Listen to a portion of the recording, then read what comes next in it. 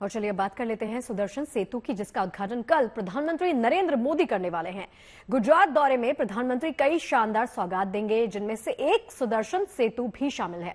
सुदर्शन सेतु क्यों खास है, इसके बारे में जानने के लिए हमारी एक खास रिपोर्ट जरूर देखिए। गुजरात में समुद्र पर बना ये शानदार पुल न केवल इंजीनियरिंग का नायाब नमूना है, बल्कि इससे अब गुजरात में समुद्र की लहरों पर बेहद खुशनुमा सफर होगा। सुदर्शन सेतु नाम का ये पुल देश का सबसे लंबा केबल ब्रिज है।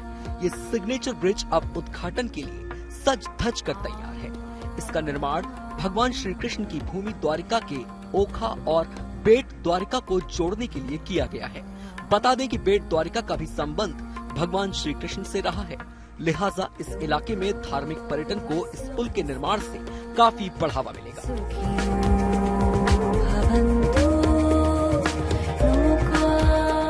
द्वारका से बेट द्वारका को जोड़ने के लिए ये ब्रिज अपने आप में एक बहुत ही महत्वपूर्ण प्रोजेक्ट है। देश भर के लाखों भक्त भगवान द्वारकाधीश जी के दर्शन के लिए द्वारका में जब पधारते थे, उन्हें कई समय नाव में पसार होने के बाद बेट द्वारका पहुंचना पड़ता था। ये अपने आप में ब्रिज अपने आप में एक कनेक्टिविटी के लिए बहुत ही महत्वपूर्ण प्रोजेक्ट है।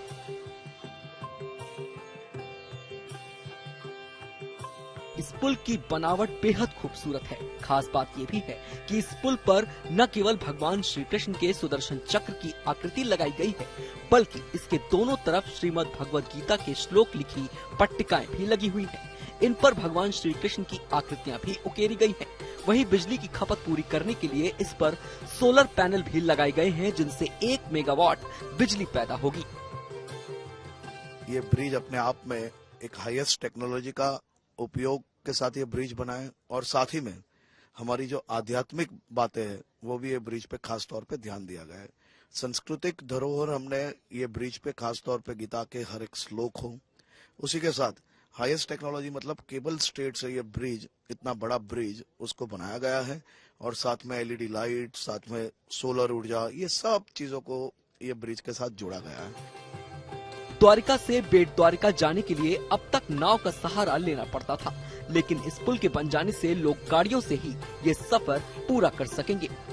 सुदर्शन सेतु की लंबाई 2320 मीटर है, जबकि चौड़ाई करीब 27.2 मीटर यानी लगभग 90 फीट है। पुल के दोनों किनारों पर 2.5 मीटर के फुटपाथ भी बने हैं। इसके निर्माण पर 980 करोड़ रुपए की लागत आई है। इस पुल के निर्माण को 2016 में मंजूरी मिली थी और 2017 में पीएम मोदी ने इसका शिलान्यास किया था। 7 साल से भी कम समय में ये पुल तैयार हो गया। ये ब्रिज जब पहले प्लान हुआ था, जब उसका वर्क स्टार्ट हुआ, तब इसमें काफी चैलेंजेस थी, क्योंकि ये इंडिया के लार्जेस्ट मराइन नेशनल सेंचुरी और मराइन नेशनल पार्क एरिया में आता है, जो ओखा बेट द्वारका का रीजन है। वो यहाँ पे कोरल रीफ्स भी काफी है, तो ब्रिज का अलाइनमेंट एक चैलेंज था, क्योंकि archaeology of survey of India का भी इंटरेस्ट वाला एरिया है, साथ में इंडियन नेवी का भी यहाँ पे स्टेशन है, गुजरात मैरीटाइम बोर्ड का पोर्ट भी है। तो ये सब डिपार्टमेंट से क्लियरेंस लेके एक फाइनल अलाइनमेंट डिसाइड हुई, जिसके ऊपर ये ब्रिज बनाने का तय हुआ। इस पुल से द्वारिकाधीश के दर्शन के लिए द्वारिका आने वाले श्रद्धालुओं को बेट द्वारिका तक आवागमन करने में आसानी होगी। उनका समय भी काफी बचेगा। खास बात यह भी है कि पर्यटकों को इस पुल से समंदर और सूर्य उदय सूर्य अस्त के मनमोहक नजारे देखने का भी मौका मिलेगा। इसके लिए पुल पर व्यूइंग गैलरी भी बनाई गई है। अहमदाबाद से अतुल तिवारी के साथ बेट द्वारिका से ब्रिजेश दोषी, गुड न्यूज टुडे। तो इसकी खासियत तो आपने जान ली। हमारे सहयोगी ब्रिजेश दोषी ने सुदर्शन सेतु का जायजा लिया। देखिए हमारी खास रिपोर्ट। देश का सबसे लंबा केबल सेतु यानी कि सुदर्शन सेतु, जिसको प्रधानमंत्री नरेंद्र मोदी देश को समर्पित करने जा रहे हैं, ये वो सेतु है जो समंदर पे बना हुआ है और सबसे लंबा है। 2.32 किलोमीटर लंबा ये सेतु है, जो भगवान श्री कृष्ण के घर बेट द्वारका और उनकी नगरी द्वारका नगरी को जोड़ता है। यहाँ पे जो यूनिक डिजाइन बनाया गया है, भगवद गीता के सारे श्लोक यहाँ पे हैं, साथ ही भगवान श्री कृष्ण की सारी छवियां पुल की दोनों तरफ, यहाँ पे सेतु की दोनों तरफ देखने को मिलती हैं, और साथ ही यहाँ पे वॉकवे ये जो है लोग चल के यहाँ से आ पाए, इसलिए वॉकवे बनाया गया है। वाहनों की आवाजाही के साथ यहाँ पे वॉकवे रहेगा।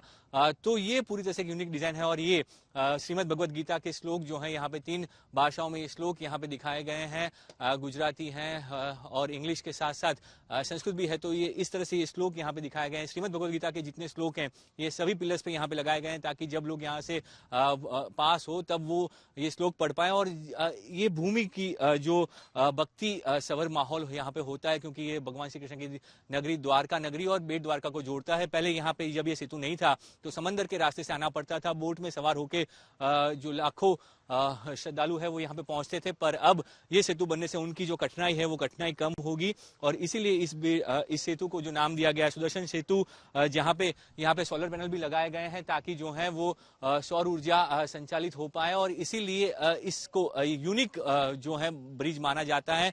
इसको सुदर्शन सेतु नाम दिया गया और प्रधानमंत्री नरेंद्र मोदी 1000 करोड़ की लागत से बने इस ब्रिज का शिलान्यास 2016 में किया था और अब 2024 में इसको देश को समर्पित करने जा रहे हैं। बेट द्वारका से कैमरामैन साजिद आलम के साथ ब्रिजेश दोषी।